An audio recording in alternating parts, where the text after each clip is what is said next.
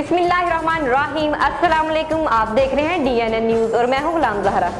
अब रुख करते हैं खबरनामे की।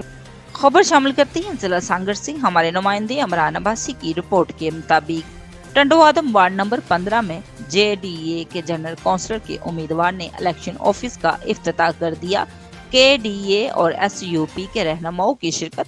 तफसीलात के मुताबिक टंडोआदम वार्ड नंबर 15 पर 5 नवंबर को पाकिस्तान पीपल्स पार्टी और JDA के उम्मीदवारों के दरमियान कांटे का मुकाबला होने का इम्कान है।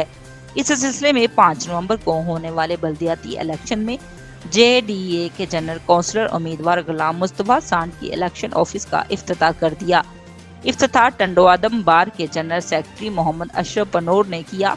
इसके अलावा हाजी नियाज वसान, डॉक्टर कंबड़ मरी, महमूद वसान, SUP के जिला सदर बागी, मुजाहद तमीम, मोहम्मद खां पनूर, शफी मोहम्मद सांड, मीर हक नवाज, तालपर सरवर आबरू और दीगर ने शिरकत की। इस मौके पर शुरका ने कहा कि इंशाल्लाह 5 नवंबर को तारे के निशान पर मोहर लगाकर JDA के उम्मीदवार गुलाम मुस्तफा सांड को कामयाब बनाएंगे। वाज़ेह रहे कि पाकिस्तान पीपल्स पार्टी के काउंसिलर सलाउद्दीन अंसारी के इंतकाल के बाद सीट खाली हुई थी। अब तक के लिए इतना ही। मज़ीद खबरों के लिए हमारे साथ रहिए।